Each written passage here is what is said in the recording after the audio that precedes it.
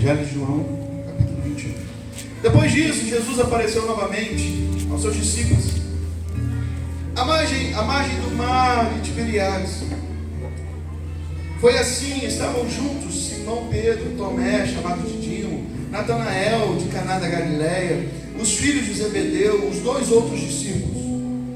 E Pedro diz assim: vou pescar. E eles disseram: nós vamos com você. Eles foram, entraram no barco, mas naquela noite não pegaram nada. Ao amanhecer, Jesus estava na praia, mas os discípulos não o reconheceram. E ele lhes perguntou: filhos, vocês têm algo para comer? E eles responderam que não. Então ele disse: lancem a rede do outro lado do barco, e vocês a encontrarão. Eles a lançaram e não conseguiram recolher a rede, tal era a quantidade de peixe. Os discípulos a quem Jesus amava disse a Pedro: é o Senhor. Logo Simão Pedro, ouvindo dizer isso, vestiu a sua capa, pois a havia tirado, e lançou-se no mar. Os outros discípulos vieram no barco arrastando a rede cheia de peixes, pois estavam apenas a cerca de 90 metros da praia. Quando desembarcaram, viram ali uma fogueira, peixes sobre brasas e um pouco de pão. Disse-lhe Jesus: tragam alguns dos seus peixes, e acabaram de pescar. Simão Pedro então entrou no barco e arrastou a rede para a praia, e ele estava cheia, tinha 153 grandes peixes. Embora houvesse tantos peixes, a rede não se rompeu. E Jesus lhe disse: venham comer. Nenhum dos discípulos tinha coragem de perguntar: quem és tu? Sabiam que era o Senhor. Jesus aproximou, tomou o pão e deu a eles, fazendo o mesmo com o peixe. E foi a terceira vez que Jesus apareceu aos seus discípulos, depois que ressuscitou. Amém. Aleluia. Podeis assentar.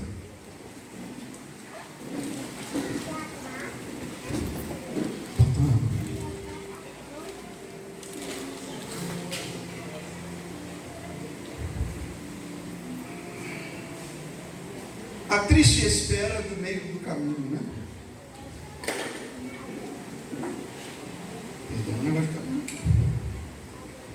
Esperar o tempo, a conclusão, e muitas vezes sem saber o que fazer.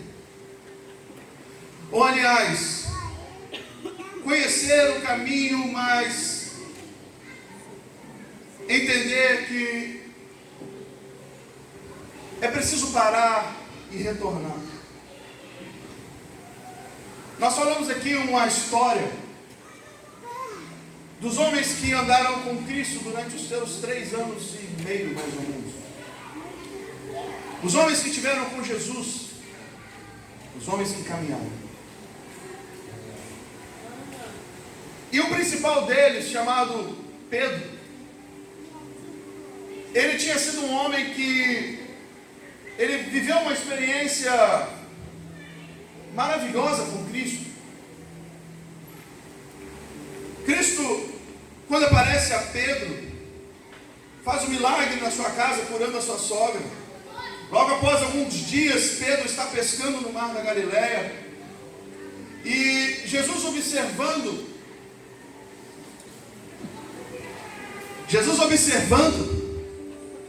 ele vê que Pedro havia tido uma noite frustrada. E após a frustração, Jesus se aproxima, Jesus chama Pedro, pede a Pedro para discursar do seu barco, entra no seu barco. Pedro puxa o seu barco um pouco para dentro das águas do mar, ou do lago de Genezaré, porque na verdade é um lago, nós falamos mar, mas na verdade é um lago. E ele puxa um pouco aquele barco ali, dali Jesus senta e faz o seu discurso, faz o seu sermão àquele povo que estava ali. E logo após ele falar, expor a palavra, ele olha para Pedro e chama a Pedro para novamente eles irem ao meio do mar. E Pedro então entra no barco com Jesus e vai ao meio do mar. Chegando lá, Jesus opera um milagre, Jesus manda ele lançar a rede. Ele, pela palavra do Senhor, ele lança a rede. Ele pesca tantos peixes como nunca havia pescado. Ali ele tem que chamar barcos para, junto com ele, levar todos aqueles peixes, que eram peixes muitos peixes, nunca havia prosperado Pedro de uma maneira tão grande. E agora Jesus põe Pedro à prova, porque Pedro se assusta com aquele poder, né? Ele quer logo dizer para Jesus: olha, mestre, eu não posso ficar perto do Senhor, porque o poder é muito grande, me assustou. Mas na verdade esse clamor de Pedro pelo medo, na verdade é o clamor por querer estar perto de Jesus. Porque nós, quando encontramos uma situação muito grande, que se paira na nossa vida, uma oportunidade muito grande, logicamente, como seres humanos, a nossa perna treme, o medo vem, mas nós temos a vontade de estar lá, de estar com aquele lugar, de estar naquele projeto, de estar incluído naquela situação. Nós temos a vontade, porém o tamanho do projeto é tão grande que nos amedronta. Porque se você parar para olhar, quando você senta, se você imaginar o tamanho de que você vê, você tem medo. Não é medo de se frustrar, não é medo de nada disso. É medo de você, ao certo tempo, falhar na situação. E quanto mais Deus entrega nas suas mãos, mais responsabilidade você passa a ter. Agora Jesus prospera Pedro. Pedro agora é o pescador mais rico da Galileia. Talvez lá no pesqueiro, lá na como faz? Vende peixe ou peixe? Seasa, não? Seasa é verdura. Peixaria. Não, mas tem um lugar que distribui peixe. É? Frigorífico. É isso aí. Não sou pescador. Talvez lá na associação de peixe, lá, não sei. Pedro se tornou um cara conhecido. Se tornaria o cara mais próspero da Galileia, Cafarnaum. Mas Jesus faz uma proposta a Pedro, dizendo: olha, Pedro, eu te prosperei, te entreguei tudo que você mais queria, mas nesse instante eu quero que você abra mão da sua vontade e faça a minha vontade. Eu não quero mais que tu seja pescador de homens, pescador de peixes, mas se torne pescador de homens. E Pedro, sem temer, ele larga o seu barco. A narrativa é que ele largou o barco na mesma hora e começa a seguir a Jesus. E Jesus ali se inicia um projeto. O ministério de Jesus está se iniciando. O ministério de Jesus está dando os seus primeiros passos. E Pedro percorre esse tempo andando com Jesus.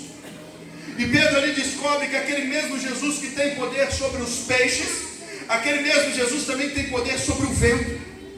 Aquele mesmo Pedro que viu que Jesus tinha poder sobre o vento, ele descobre que Jesus tem poder sobre a tempestade. Aquele mesmo Pedro que descobre que Jesus tem poder sobre a tempestade, ele descobre que Jesus tem poder sobre os demônios. Aquele mesmo Pedro que descobriu que Jesus tem poder sobre os demônios, quando aquele demoniado de Gadara se prostra aos pés de Jesus, ele descobre que Jesus tem poder sobre toda a enfermidade. Aquele mesmo Pedro que andou com Jesus, ele descobre que Jesus é inacreditável. Quando ele vê Jesus vindo andando por cima das águas, ele até se amedronta achando que é um fantasma ou que é um bicho papão, mas na verdade quem está vindo é o grande Deus de Israel. Ele se assusta, e para provar, ele fala: Deus, Jesus, se és tu mesmo, manda eu ir contigo. E Pedro então tem a doce graça de ser o único homem que andou sobre as águas. E tem um morcego aqui no espelho. Foi embora. Em nome de Jesus.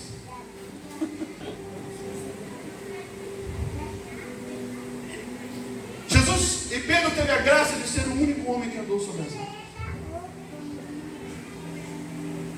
E Pedro se apaixona por Jesus. Só que ele descobre que aquele Jesus que está com ele só está preparando ele para um novo momento, para uma nova etapa, para uma nova estação, um novo projeto. Se engana você se achar que o tempo não passa, que as estações não passam. As estações da terra, elas são passadas.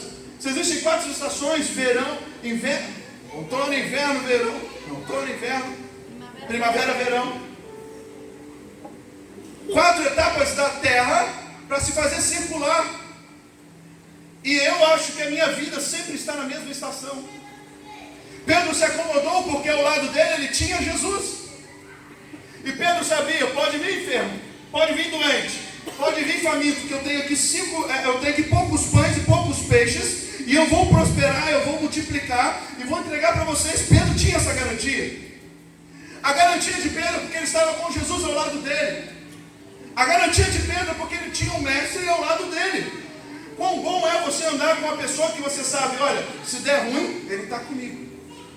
Se der ruim, eu sei que esse cara resolve. Se der ruim, eu sei que ele tem poder para resolver. Não é assim a situação? Não é assim que se funciona? Você sabe que a pessoa que está com você resolve. Pedro estava assim. Pedro andava, Pedro caminhava, eles iam, e Pedro vivia milagres todos os dias. Só que agora Jesus falou, olha, é chegada a hora do Filho do Homem ser levado. Eu vou padecer, Pedro. Eu vou padecer, filho. Eu vou padecer, João. Chegou a hora que eu vou ser entregue. Estou subindo para Jerusalém, porque lá eu serei entregue ao exército romano. E eu sofrerei. Zombarão de mim, com uma palavra que eu li aqui antes, Mateus 23. Zombarão de mim. Cuspirão na minha cara. Mas não se preocupem, ao terceiro dia eu estarei de pé. Então Jesus chega a Jerusalém. Ali ele senta à mesa com os discípulos, participa do pão com eles e diz para eles, olha, todas as vezes que sentarem a essa mesa, fazer isso se lembrando de mim. Este pão representa o meu corpo. Este suco representa o meu sangue. Fazer isso para se lembrarem de mim, do pacto que vocês têm comigo. Esse é o pacto da nova aliança da humanidade. Esse é o pacto não que eu tenho somente contigo, Pedro. Não somente que eu tenho contigo, João, Tiago, Levi. Não, esse é o pacto que eu tenho agora com a humanidade. E vocês levarão isso. Jesus sai dali. Vai ao Monte das Oliveiras. Chegando lá, ele ora. Chegando lá, ele soa sangue, tamanha angústia.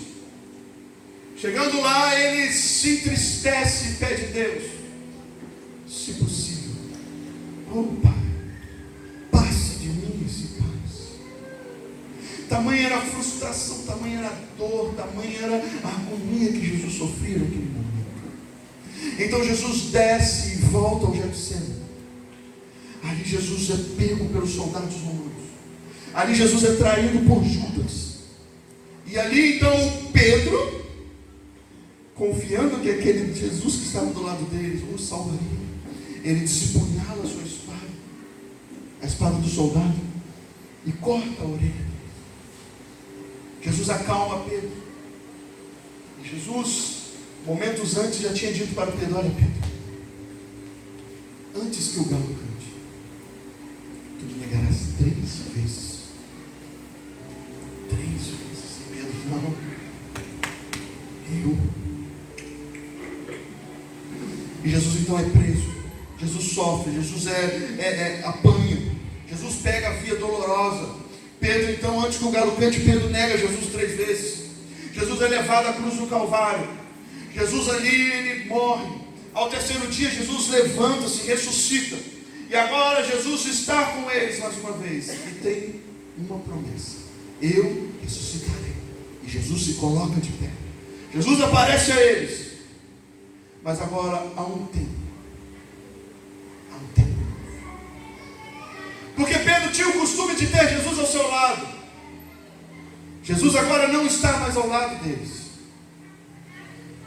Jesus aparece de vez em quando. E Jesus está instruindo eles a um novo projeto. Mas Pedro, um dia, ele resolve olhar para trás. E quando ele vê o lago de Tiberíades, ele diz aos outros discípulos: olha, Eu não sei vocês, o que vocês vão fazer. Mas eu vou voltar a pescar. Eu vou voltar a pescar. O que fazer quando não há o que fazer? Pedro talvez estava nessa inconstância, o que fazer? Eu voltarei a pescar. Mas Jesus tinha falado: Pedro, você será pescador de homem, não pescará mais peixes. Pedro então, volta atrás da sua palavra. Pedro entra no barco.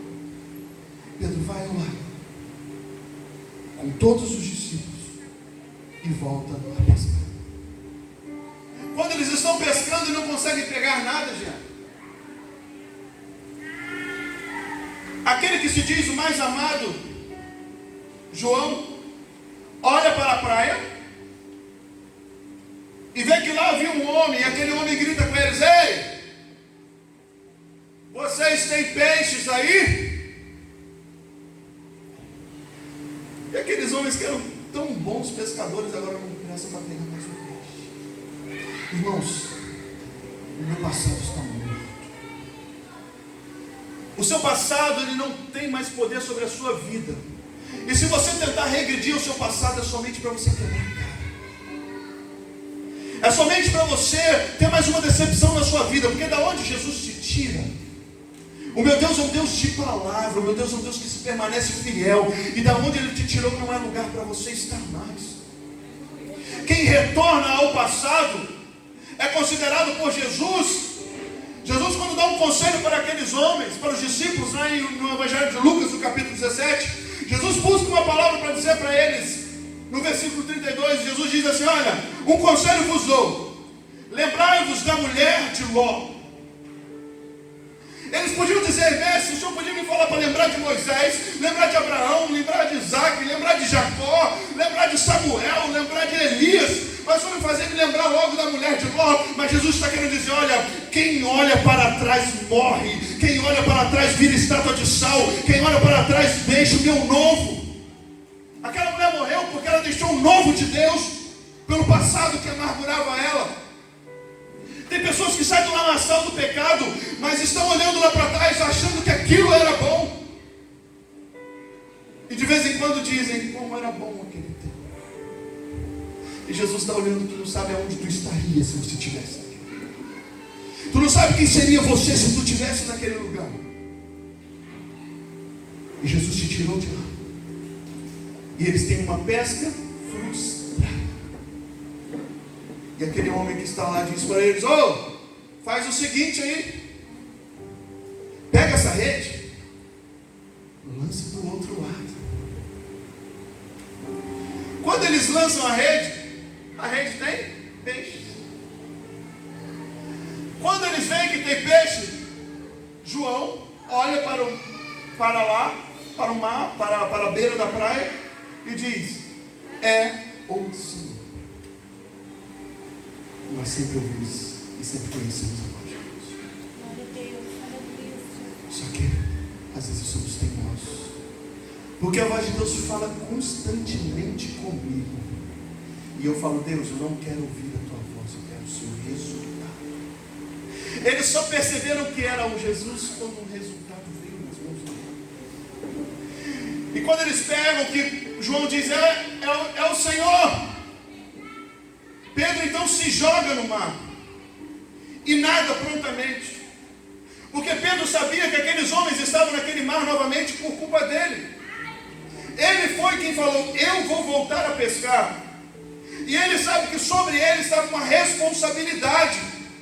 Ele sabe que sobre ele estava a responsabilidade de ser a pedra fundamental da igreja. Ele sabe que sobre ele estava a responsabilidade de ser aquele que edificaria o começo da igreja.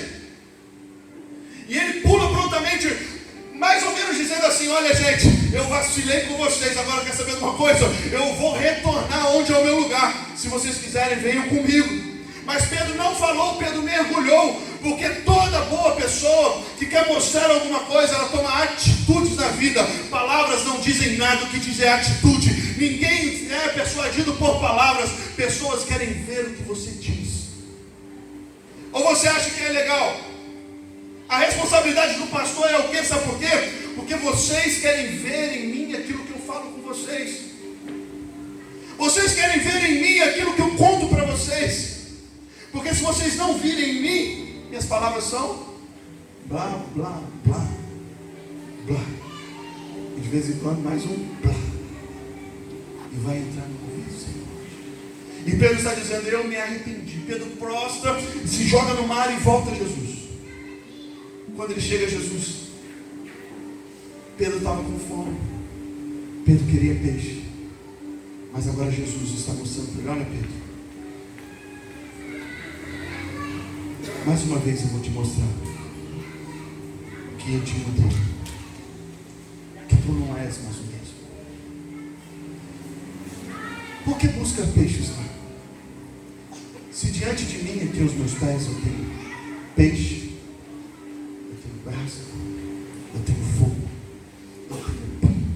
Jesus está dizendo, Pedro, eu sou autossuficiente na sua vida, Pedro. Pedro, eu te tirei de lá para ser autossuficiente, eu não vou te abandonar. O incrível que parece que nós achamos que andar com Jesus ao lado é o segredo de todas as coisas. Jesus está dizendo para Pedro, Pedro, entende qual era o projeto, Pedro. O projeto não é eu estar contigo do teu lado, o projeto é eu estar na tua vida, eu resplandecer em você, é as pessoas olharem para você e verem que eu brilho no seu rosto. E o próprio Pedro escreve lá, vós sois geração eleita, povo escolhido, sacerdócio real. Ele está dizendo, eu sou a nação eleita, eu sou o povo escolhido.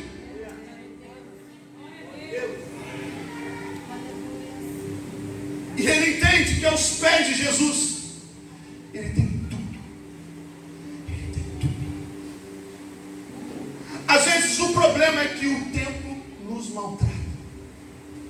O tempo da espera, o meio da situação me maltrata. São 40 dias. São 40 dias. São 40 dias que Jesus ali se manifesta e some, se manifesta e some. E aqueles homens já não resistem mais, achando que Jesus tinha que estar com ele. Mas Jesus então dá um conselho para eles, olha, em Jerusalém, a minha presença vai deixar de estar ao seu lado. Mas eu vos enviarei o Espírito. Esse Espírito entrará na vida de vocês. Esse Espírito se chama Consolador. Esse Espírito agora não é mais a minha presença ao seu lado, mas a minha presença dentro de você. Jesus hoje não anda. Dizem por aí que eles foram privilegiados de andar com Jesus ao lado, mas eu dizem que o privilégio deles foi o momento em que eles foram cheios do poder de Jesus. Só que eu estou te falando que o mesmo privilégio que eles tiveram lá em Jerusalém, lá no cenáculo, de serem revestidos, a mesma promessa que eles tiveram está sobre a sua vida. E Jesus está dizendo, Pedro, eu sou autossuficiente. Eu sou autossuficiente. O que o tempo tem maltratado você? O tempo da espera da promessa, o tempo da espera da conclusão é difícil. É difícil esperar o acontecimento. É difícil esperar, porque eu sou um ser imediativo. Eu quero tudo para hoje. Só que muitas vezes eu esqueço que no meio do tempo o Senhor sempre vai avivar a obra. Abacuque diz assim, Senhor, aviva a tua obra. No começo? Não. No fim? Não. No meio do tempo. Porque a Abacuque sabia, o meio do tempo ele é maltratador, o meio do tempo ele judia de mim, porque é a espera por acontecer, é a espera por a conclusão do projeto, da promessa. Mas uma coisa eu não duvido, uma coisa eu não deixo de falar para você: o Deus que prometeu, o Deus que te tirou do lamaçal do pecado, que te deu uma graça, que te deu uma salvação, que te deu direito ao céu, é o Deus que está te mantendo nesses 40 dias de deserto, ou melhor, foram 40 anos de deserto, mas Deus manteve todo mundo. Deus aqueceu na noite, Deus foi sombra no dia, Deus foi alimento quando tinha fome, Deus foi água na hora que tinha sede, e Deus quer te sustentar no meio do tempo. Fique de pé.